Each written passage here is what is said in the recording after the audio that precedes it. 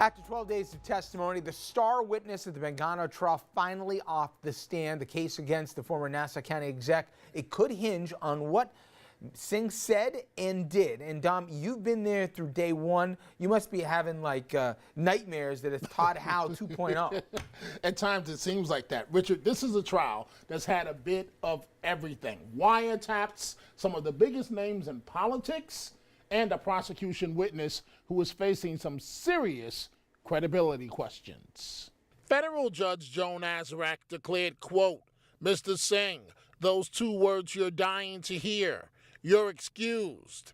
And defense lawyers teed off. Well, I think it was a performance. I think that he is a person who exudes desperation. I think everybody in the courtroom, and I suspect the jury sensed that. It was palpable in that courtroom how desperate this guy is. Counselor, how would you sum up this week? Well, Mr. Singh was on the stand for 12 days, and I think he demonstrated that he is clinically incapable of telling the truth. With his final appearance on the witness stand, Singh testified after owning many restaurants in 2010, he now has no assets and is looking at 30 years in prison. Attorney John Carmen asked Singh, quote, "How much money do you have now?" Singh said none, but prosecutors in their final rebuttal shot back, declaring with the amount of actual work that Linda Mangano did over 4.5 years in the alleged no-show job for Singh, that her salary amounted to $11,000 an email. Singh went on to say, "I knew that she would not be working." The lawyers yet again butted heads with Singh. Ed Mangano's lawyer, Kevin Keating, asking Singh at one point, "Did I say something funny?" Singh replied, "No, I'm not allowed to smile." Court ended early for the funeral of Venditto's mother. Condolences for your mother. How do you feel, thank Mr. you. Meanwhile, there is still the idea that's being floated by Venditto's lawyer of calling New York City Mayor Bill de Blasio as a witness. Singh testified de Blasio always had his hand out looking for money and knew of illegal campaign fundraising. Counselor, you floated the idea of Mayor de Blasio. Have you reached any conclusion about whether or not you're going to try and call him? Nothing for sure. I mean, we have the weekend to think about it, and we'll probably think about it over the weekend. I mean, the thinking right now, quite frankly, is I think that Singh has been exposed as what he is. I don't know that I need the mayor to come in here and deny the factual allegations, but we're going to come up with a final answer probably by Monday.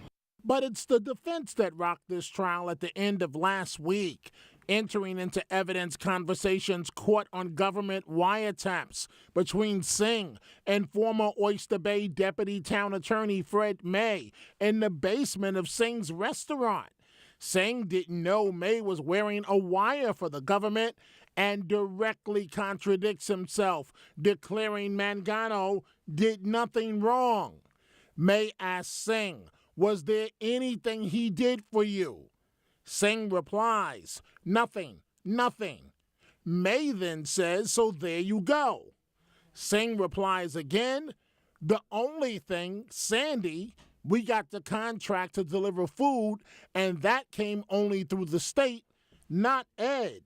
In another exchange, Singh didn't know the FBI had bugged his phone and tells a longtime friend, "They want me to tell them, the FBI, a story about some politician.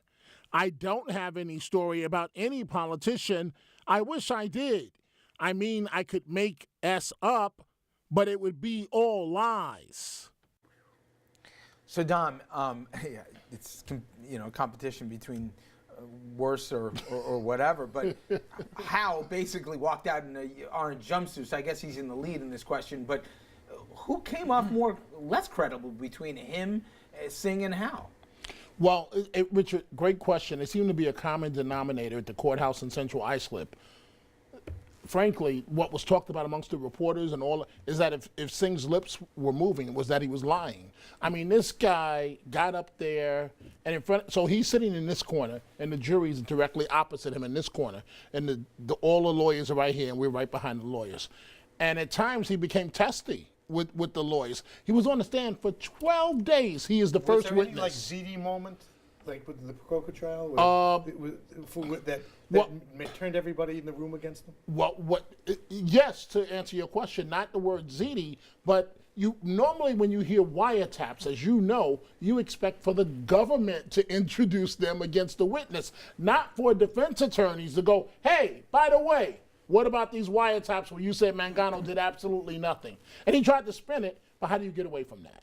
And the other thing that I took away is, I'm not generalizing here, I'll leave that to you, my friend, but it seemed like half of Long Island, if you wanted to have a wedding and you were an elected official, you went to this guy for him to cut you a deal, you know? I mean, my God, the amount of fill-in-the-blank titles that went to this guy for with a handout. I've never seen anything like this before in my life, with the amount of officials that got a bargain basement price for the wedding Allegedly, for their daughters. if you weren't doing it, you weren't trying it, seems. Venditto's son, again, our condolences, his mother's funeral today. Well, his son received a Bentley from Singh to drive around at his wedding. I could go down the line. Venditto's daughter received car service to go to her job at Fox News.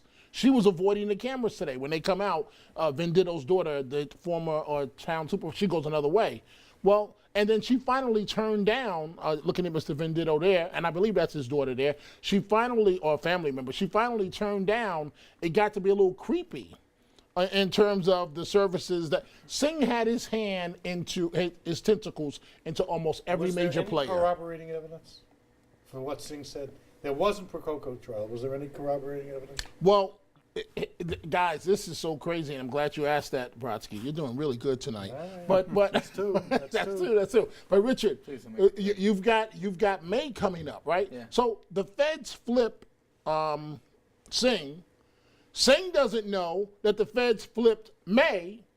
May wears a wire against Singh, even though Singh is a cooperating witness, and now Ming is going to take the stand. Ming was the town attorney for the $20 million in loan guarantees. Target-rich environment. Singh yes. sang and Ming sang? Yeah. Dominic, you mentioned that the lawyer said he was considering calling de Blasio. I don't think it's going to happen. What would the point of that be? Would it be to undermine Singh? Yes, you are correct. How but might I he have do to that? I have to be honest with you guys, and I'm glad you brought this up. If I'm Mangano, I'm asking myself, why am I on trial and de Blasio isn't? Well, let's remind people what allegedly de Blasio, why his name keeps coming up here. Because repeatedly, and thank you for making that point. Well, remind everybody about every other day. Every other day while Singh was on the stand, de Blasio has said he's lying. And then remind everybody what the allegation is. The allegation, it comes back to straw donors. As your experts here can tell you, that's a no-no, because you can't raise money using straw donors and get matching funds when the same person is the one fronting the money. It's a major no-no. You can go to jail for that. He claims that he told de Blasio, first de Blasio said they didn't talk on the phone. Then it was found out, freedom of information, they did talk many times. So Singh has his restaurant, the Waters Edge in Queens. You got a deputy commissioner who we did the interview with. He's suing de Blasio, claiming de Blasio, he's been at the courthouse every day, Ricardo Morales, claiming that de Blasio pressured him to give Singh a sweetheart deal. So de Blasio has not been charged by the feds. They did criticize his fundraising, but it comes down to Singh. Singh basically said, Richard, he said it again today. He said it every other day, that de Blasio, that he raised illegal money for de Blasio, period.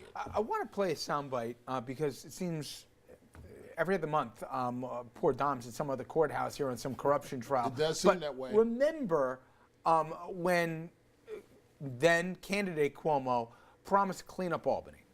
We stand today next to one of the historic monuments to government corruption. This is the Tweed Courthouse. Well, unfortunately, Albany's antics today could make Boss Tweed blush. Our message today is simple.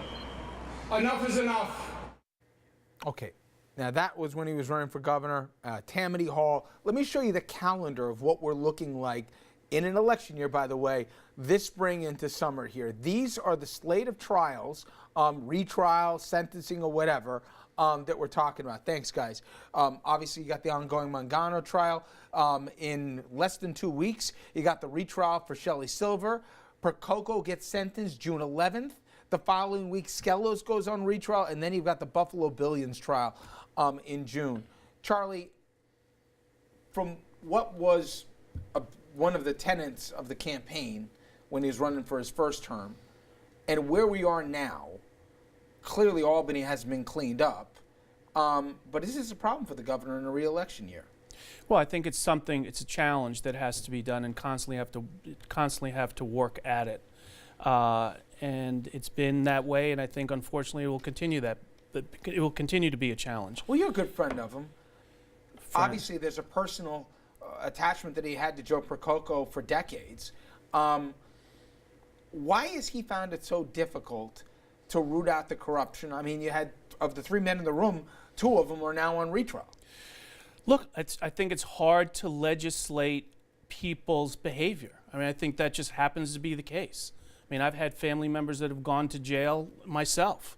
I've known people who I would swear would be upstanding people that I know who've gone to jail. So it is what it is. But Charlie, this governor usually gets what he wants in terms of getting legislation through. It's not about legislation. Well, Andrew. but if he puts his back into it, you don't. I mean, There's there's laws no to stop this kind of thievery. The problem the governor's having with this is because he decided to become the spokesman for clean up the swamp. He's the one who convened the Moreland Act and then unconvened that commission. It isn't so much that he's surrounded by corruption. He isn't. It's that he took a political position and then didn't deliver. No, but I'm saying if he made a priority out of ethics reform, don't you think ethics reform would get done, or a certain measure of it would get done in Albany? That the failure here is a failure to pass a law is baloney. I happen to disagree with you. We've disagreed this 50 times. For me, I don't think it's as complicated as everyone makes it. You pay him, you give him a job, you give him a real salary for a full-time job when this thing was supposedly some part-time, and we all know it's not, and they can't have outside income. That is, first of all, they cannot have earned outside income. They can't even have a second job. But they can clip coupons from the company they own. I'm not saying they're making 90 grand, Bourgeois. Richard. I'm saying you pay these guys Bourgeois. if they got to go back and forth, That do whatever. tells you you pay nothing about the Prococo trial. It tells you nothing about the upcoming Buffalo Prococo's Billion different. trial. He wasn't an elected official, okay? But it does show the revolving door of access. Charlie is right. The laws are sufficient to deal with grafters and thieves. The problem is legal campaign contributions, and there the governor remains incredibly politically vulnerable. If he wants to do something to change the atmosphere, put public financing in place between now and the end of June. But I also think it's a challenge because some of the folks who are your colleagues are not necessarily jumping up and down to say, like, let's change campaign finance reform. Number one, it's not. The Assembly's passed it, Charlie. The Senate doesn't. Now we have a Democratic majority. I'm just not from your mouth to go Shelley Mayer, go everybody else. I mean, we hope that we can get this done, but I think it's not as simple as you're putting it with the state legislature. To be continued. All right, when we come back on the other side of the break, our good friend Rick Klein from ABC News, he's the political director. He'll join us on the latest confusion coming out of the White House, mixed messages, Syria, tariffs, I can go on, and that's just in the last 48 hours.